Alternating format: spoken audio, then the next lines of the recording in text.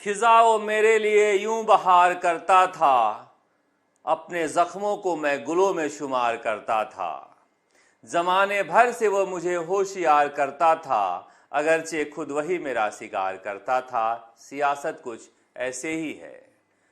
आज बातचीत करेंगे कि कैसे अशोक गहलोत नरेश मीणा को नसीहत दे रहे थे और कांग्रेस ने प्रमोद जैन भाया को उम्मीदवार बना दिया।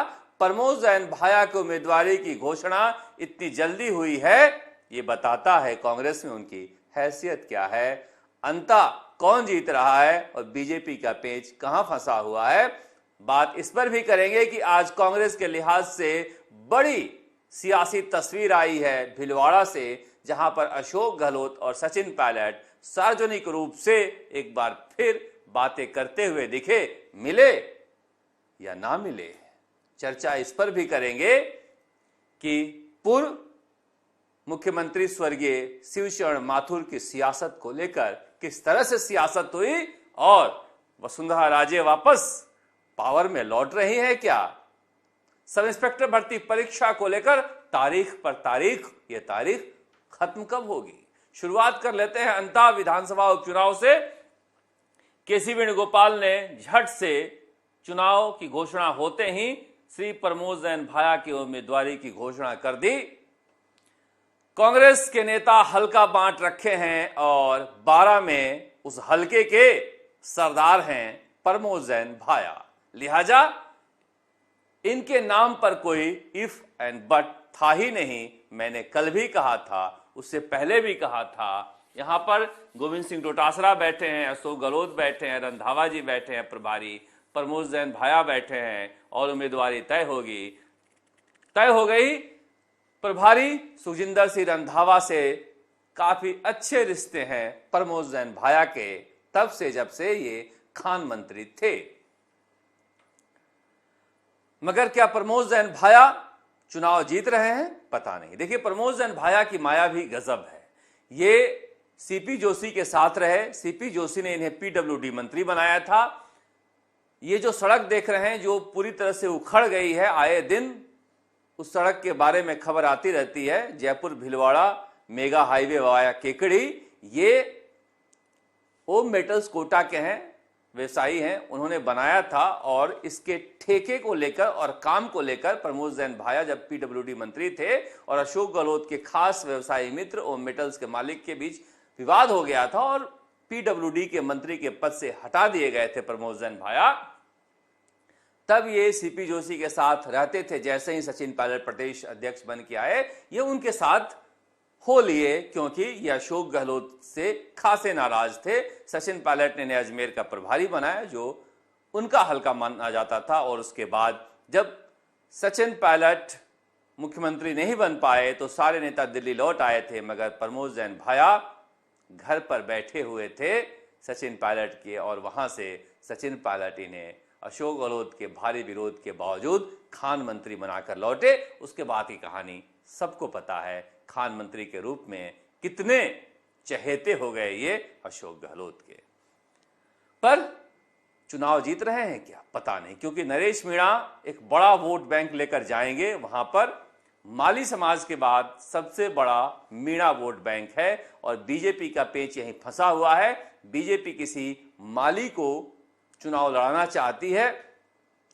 वहां से प्रभुलाल सैनी पहले भी हरा चुके हैं प्रमोद जैन भाया को, मगर प्रभुलाल सैनी वृद्ध भी हो चुके हैं और वो खेमा बदल के लोकसभा अध्यक्ष ओम बिरला के खेमे में चले गए थे।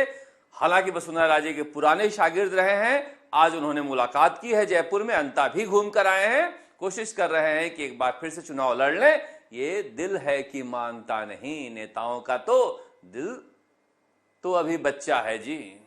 ये चुनाव उनके लिए खिलौना है, देख के मचल उठते हैं। वैसे जवान भी मचल उठते हैं, नरेश मीणा भी जहां चुनाव होता है मचल ही जाते हैं। मगर पेंच फंसा हुआ है कि बीजेपी में किसे टिकट दिया जाए। वसुंधरा राजे को फ्री हैंड दिया गया है। वो नंदलाल सुमन के नाम पर भी विचार कर रही हैं, जो पूर्व जिला अध्यक्ष और पूर्व जिला प्रमुख हैं और माली समाज से हैं। वैसे दुष्यंत सिंह ने कंवरलाल मीणा की पत्नी के नाम को भी आगे बढ़ाया था, इसे खारिज कर दिया गया। कहा जा रहा है कि कल शाम तक बीजेपी कि उम्मीदवार का भी फैसला हो जाएगा। वसुंधरा राजे लगातार इस पर मंथन कर रही हैं। उधर आनंद गर्ग जो पूर्व जिला अध्यक्ष हैं, वो आज बीजेपी दफ्तर में जयपुर में देखे गए। वो लगातार कोशिश कर रहे हैं टिकट पाने के लिए। वो कह रहे हैं कि टिकट मिले न मिले चुनाव लड़ेंगे। उनका कहना है कि हाड़ौती के इलाके में जाति पर वोट नहीं पड़ता है। अगर जाति पर वोट पड़ता तो जहां जाट है ही नहीं वहां दुष्यंत सिंह कैसे लगातार जीतते, जाट पूर्व महाराज होकर भी। इसी तरह से चाहे शांति धारीवाल हो, ओम बिरला हो, ये चुनाव जीत ही रहे हैं। जाति का आधार क्या है? नरेश मीणा चुनाव लड़े थे मगर प्रताप सिंह सिंघवी ने हरा दिया, जबकि जैन वोट बैंक वहां था ही नहीं छबड़ा में। इसलिए अंता में जाति पर चुनाव मत लड़ो, हाड़ौती में बिना जात के आधार वाले चुनाव जीतते हैं। अब पता नहीं आनंद गर्ग के इस दम में कितना दम है, मगर नरेश मीणा तो पूरा जातिगत फैक्टर लेकर ही चुनाव में उतर रहे हैं। क्या माहौल बनाएंगे या जीतेंगे भी, उनके लिए भी बड़ी चुनौती है। इधर बात कर लेते हैं आज कांग्रेस की सियासत को लेकर। आज की तस्वीर बहुत सुकून देने वाली तस्वीर थी, जब सचिन पायलट आए हैं और आकर बैठे हैं अशोक गहलोत के बगल में और लगातार बातें किए जा रहे हैं अशोक गहलोत से। बातें करना एक जरिया होता है कंफर्टेबल होने का, और अशोक गहलोत भी बातें कर रहे हैं। देखिए, ये दो नेता, एक बुजुर्ग नेता, एक नौजवान नेता, ये कांग्रेस के ऐसे चेहरे हैं कि अगर एक साथ हो जाएं तो फिर इनकी मारक क्षमता कांग्रेस की अचूक हो जाती है। और देखिए, सचिन पायलट आकर बैठे हैं। हमने क्लोज करके थोड़ा सा आपको दिखाने की कोशिश की है कि अभी भी बॉडी लैंग्वेज में उतना कंफर्टेबल नहीं रहते हैं जिसे बातों के जरिए दूर किया जा सकता है। अब सचिन पायलट कोशिश कर रहे हैं कि बातें करें और बातों के जरिए कुछ बात निकले, तो कम से कम जो तस्वीरें खींच रहा है जनता में जाए तो ऐसा जाए कि कांग्रेस के दो बड़े नेता अपने अतीत को पीछे भूलकर आगे निकल चुके हैं। मगर राजनीति में ऐसा होता है क्या पता नहीं, क्योंकि जब एक ही अनार है और कई बीमार हैं तो फिर दवा तो अपने हिसाब से देखेंगे। तो ये यहां पर तस्वीर आई जहां पर खिलखिलाते हुए दिखाई दिए सचिन पायलट और अशोक गहलोत भी बातचीत करते हुए दिखाई दिए, मगर ये तस्वीर लंबी भी हो सकती थी। अशोक गहलोत कहकर गए थे कि हम 12 बजे तक वहां रुकेंगे जहां पर पहली सभा है, और पूर्व मुख्यमंत्री स्वर्गीय शिवचरण माथुर की धर्मपत्नी की तस्वीर के साथ ये दोनों खड़े हैं, बीच में उनकी पुत्री हैं। सच्ची श्रद्धांजलि होगी इन दोनों के प्रति अगर सचिन पायलट और अशोक गहलोत साथ जिस तरह से माल्यार्पण कर रहे हैं, साथ कांग्रेस के रहे, मगर ये हो न सका। अशोक गहलोत के टूर प्रोग्राम में लिखा हुआ था कि 12 बजे तक भीलवाड़ा में प्रोग्राम है जिसमें वो रहेंगे, मगर वो यहीं से माल्यार्पण करके निकल लिए। सभा में गए नहीं। इसका आभास उन्हें पहले था कि स्वर्गीय शिवचरण माथुर के जीवन के बारे में जब कहा जाएगा तो उसमें अशोक गहलोत का अध्याय भी जुड़ेगा। तो ये काफी दिलचस्प कहानी है जिसे हम बताएंगे आपको, मगर ये बताना जरूरी है कि राजस्थान में कांग्रेस की जड़ें क्यों इतनी गहरी है। इसलिए कि अशोक गहलोत से पहले जो भी कांग्रेस के मुख्यमंत्री हुए हैं वो परिवारवाद के घोर विरोधी रहे हैं, चाहे शिवचरण माथुर हो या फिर दूसरे मुख्यमंत्री हो, चाहे हीरालाल देवपुरा हो या फिर जोशी जी हो या फिर मोहनलाल सुखाड़िया हो, हरदेव जोशी, ये जितने हुए हैं ये इन्होंने अपने परिवार को राजनीति से दूर रखा और ये बेहद ईमानदार मुख्यमंत्रियों में गिने जाते थे। जयनारायण व्यास हो, जयलाल शास्त्री हो, मतलब जितने पुराने मुख्यमंत्री थे कांग्रेस के अशोक गहलोत से पहले, उन्होंने अपने बच्चों को विरासत नहीं सौंपी कांग्रेस की। कार्यकर्ता आगे बढ़े, इसीलिए अशोक गहलोत भी आगे बढ़े थे, मगर उनकी ईमानदारी ऐसी थी कि लोग कांग्रेस को वोट देने घर से निकलते थे।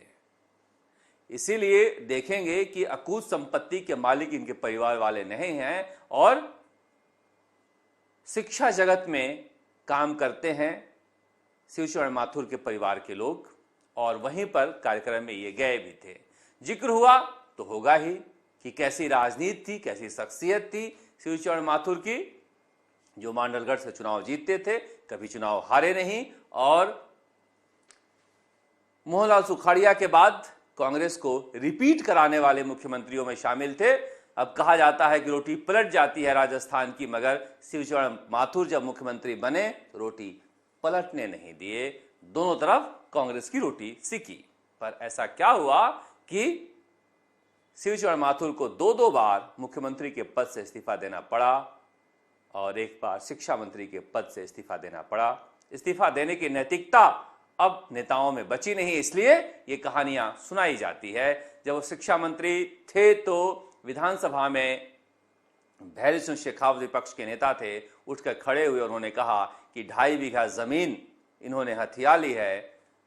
मोहनलाल सुखाड़िया मना करते रह गए, मगर जब तक भैरी सिंह शेखावत बैठते, शिवचरण माथुर खड़े हुए और उन्होंने कहा कि मैं इस्तीफा देता हूं, जब तक जांच नहीं हो जाएगी मैं मंत्री पद पर नहीं रहूंगा।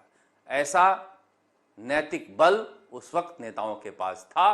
पहली बार इस्तीफा दिए जब भरतपुर के पूर्व महाराज मान सिंह की हत्या हो गई, वहां पर विवादों की वजह से, और उसमें इस्तीफा देना पड़ा। मगर फिर से मुख्यमंत्री बने और अगली बार जो मुख्यमंत्री बने तो बेहद दिलचस्प कहानी हुई।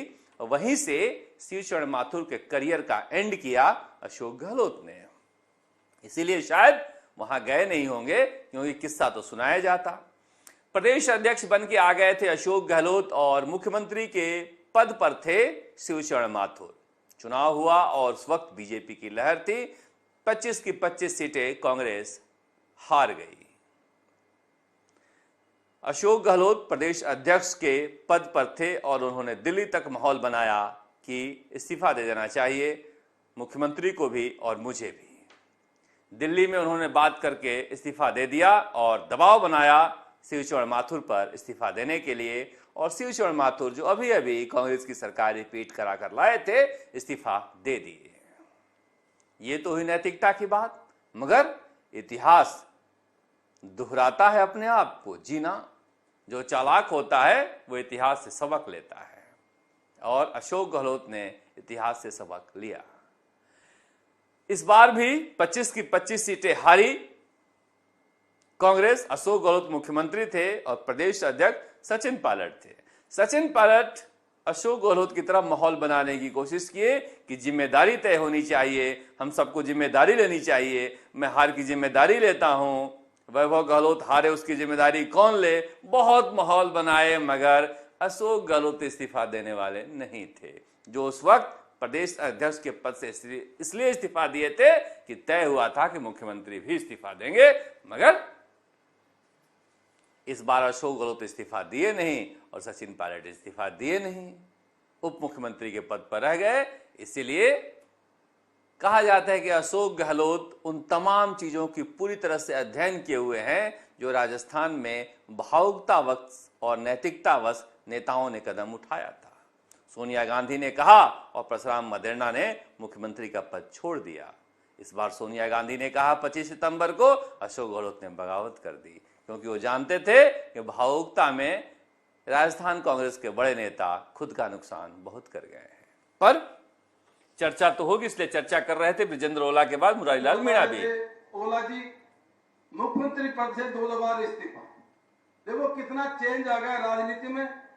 उस टाइम की में अब की में थोड़ी गलती पे अपने पद से इस्तीफा। आजकल के नेता तो चाहे कितनी बड़ी बात हो जाओ, अपनी कुर्सी के ऐसे चिपट जाते हैं, चाहे कुछ भी होता है छोड़ते नहीं उसको। क्या ताली बजी है, अब ताली क्यों बजी है पता नहीं, मगर अब अशोक गहलोत कहा करते थे कि मैं तो पद छोड़ना चाहता हूं, कुर्सी हमें छोड़ती नहीं है। अब मुरारी लाल मीणा सांसद हैं, कह रहे हैं कि आजकल के नेताओं को कुर्सी छोड़ती नहीं है, और बृजेंद्र ओला भी यही समझा रहे थे कि मुख्यमंत्री पहले भी इस्तीफा देते रहे हैं, मगर इस बार तो अशोक गहलोत ने राष्ट्रीय अध्यक्ष बनाने की घोषणा के बाद भी इस्तीफा देना स्वीकारा नहीं। पर सियासत ऐसे ही है। सचिन पायलट यहां से निकले और ये अजमेर का दृश्य था जब कल रात अजमेर गए थे। अजमेर में जब भी जाते हैं सर्किट हाउस, ऐसा लगता है कि वहां पर जैसे इतनी भीड़ आती है और आतिशबाजी हो रही है, सचिन पायलट का इलाका अजमेर पुराना है और ये धीरज गुजर जी के घर पर गए थे भिलवाड़ा में और उनके घर के सामने गलियों में संबोधन कर रहे हैं कि धीरज गुजर ने कैसे वहां पर फसल खराबा को लेकर धरना दिया, प्रदर्शन किया और सरकार को झुकाया। उस इलाके में धीरज गुजर लगातार चुनाव हार रहे हैं। इस बार बड़े नेताओं की कोशिश है कि चुनाव जीत कर आए और वहां पर भिलवाड़ा के बाद मांडलगढ़ भी गए, जहां पर सचिन पायलट ये समझाते हुए, बताते हुए नजर आए कि शिवचरण माथुर के जीवन से हम क्या सीख सकते हैं। अब कौन उन्हें समझाए कि सियासत बहुत आगे बढ़ गई है। शिवचरण माथुर की जिंदगी से जो सीखेगा वो फिर घर बैठेगा, यहां तो जो जिसको निपटाएगा वही आगे बढ़ेगा। पर सचिन पायलट को देखने के लिए, सुनने के लिए भीड़ की जो दीवानगी होती है वो अद्भुत होती है, चाहे चित्तौड़ के इलाके में हो, भिलवाड़ा के इलाके में, अजमेर के इलाके में हो, टोंक में हो या दौसा में हो, हर इलाके में सचिन पायलट एक बड़े जनाधार वाले पॉपुलर नेता के रूप में दिखाई देते हैं, जहां पर ऐसा लगता है कि कांग्रेस के कार्यकर्ताओं में करंट दौड़ रहा है। पर अशोक गहलोत क्यों चले गए? क्या अशोक गहलोत स्टेज पर होते तो दोनों नेता संबोधित करते तो अच्छा नहीं लगता? क्या पता अशोक गहलोत होते तो भाषण की दिशा कुछ और होती, या फिर वो समझ गए थे कि भाषण की दिशा कुछ और होनी है।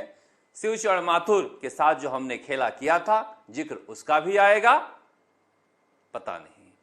हो सकता है कि उन्होंने आफ्टर थॉट रखा हो, उसके बाद सीधे मूर्ति का अनावरण करके वो यहां से निकल लिए और उदयपुर गए। उदयपुर से मुंबई जा रहे हैं। मुंबई में विश्राम करने के बाद वो पटना जाएंगे, जहां पर वरिष्ठ पर्यवेक्षक उन्हें बनाया गया है, भूपेश बघेल और जो बंगाल के नेता हैं अधीर रंजन चौधरी उनके साथ।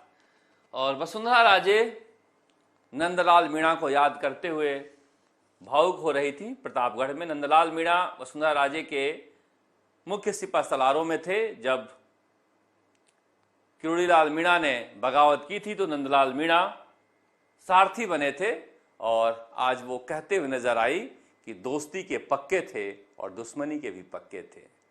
वसुंधरा राजे खोज रही होंगी आज कल इस लिहाज से पक्की दोस्ती और पक्की दुश्मनी वाले मिलते कहाँ हैं। पर वसुंधरा राजे ने भी बहुत सारे लोगों के साथ पक्की दोस्ती और पक्की दुश्मनी नहीं निभाई है। भजनलाल शर्मा सूरत में व्यवसायियों को संबोधित कर रहे थे कि राजस्थान आइए और उद्योग लगाइए। अब रमेश रुलानिया जो थे उनकी हत्या हो गई, वो भी व्यवसायी थे और हनुमान बेनीवाल आप देख सकते हैं धरने पर बैठे हैं। कहा जा रहा है कि वार्ता हो रही है। कुचामन में जिस तरह से हत्या हुई है जिम के अंदर एक व्यवसायी की, जिसने कहा कि मैं अपनी गाढ़ी कमाई किसी को क्यों दूं। फिरौती मांगी गई थी, जैसे ही सुरक्षा व्यवस्था हटाई गई मर्डर कर दिया गया। हनुमान बेनीवाल धरने को संबोधित कर रहे हैं। हनुमान बेनीवाल से ज्यादा धरने को संबोधित करने वाला राजस्थान में कोई नेता नहीं है।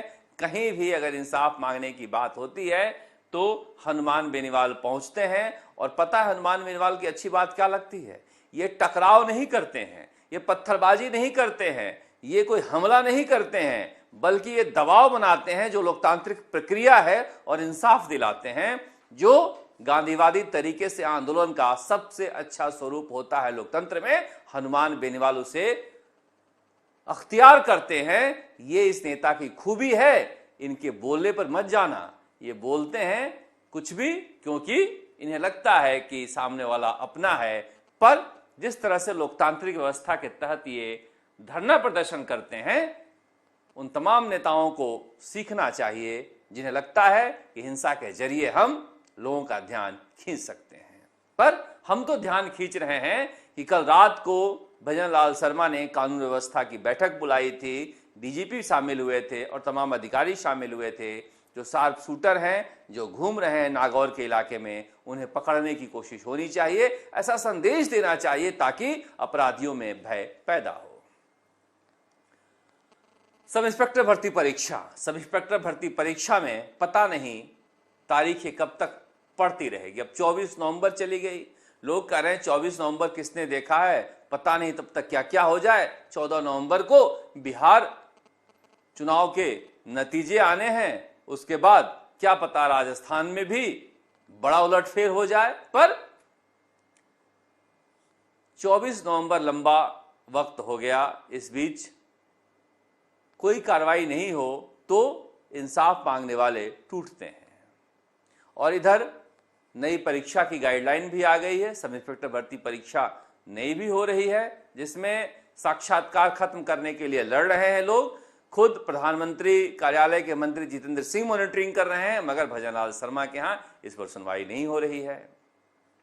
गुजरात मॉडल देख लीजिए, बहुत सारी चीजों में बीजेपी गुजरात मॉडल का नाम लेती है, मगर वहां पर तो 2030-33 तक सब इंस्पेक्टर भर्ती परीक्षा कब होगी, कितने पद पर होगी, उसका कैलेंडर जारी है। राजस्थान में तो जैसा चल रहा है वैसा चलने दो, कोई देखने वाला नहीं है। पर मुझे लग रहा है कि 24 नवंबर के बाद लगातार सुनवाई करने के लिए जज साहब ने बोला है, अब इंतजार करने के अलावा कोई विकल्प तो है नहीं। उधर लाइब्रेरियन परीक्षा के लिए बच्चे लगातार फोन कर रहे हैं कि 500 पदों में बढ़ोतरी की जाए। 548 या 584 पद पर भर्ती निकली थी, 55,000 छात्रों ने परीक्षा दी है। यहां से जो मसौदा था वो बना के भेज दिया गया है, बीकानेर में भी तय हो गया है। अब सरकार के लेवल पर ये फैसला लेना है, जब पद खाली है और बच्चे इतनी बड़ी संख्या में लाइब्रेरियन 3rd ग्रेड के लिए परीक्षा दिए हैं, तो फिर सरकार को पहल करते हुए पद बढ़ाना चाहिए। वैसे भी लाइब्रेरियन का पद तो बहुत जरूरी है और बेरोजगारी भी बहुत ज्यादा है, बच्चे मांग भी कर रहे हैं और व्यवस्था भी कह रही है कि उनकी मांग सही है। मसौदा भी बना दिया गया है, सब तैयार भी हैं, तो ये पद बढ़ जाए तो ज्यादा बेहतर है। भजनलाल शर्मा को ये बेरोजगार साधुवाद देंगे। आप देखते हैं राजस्थान तक। नमस्कार, जयपुर से शरद कुमार।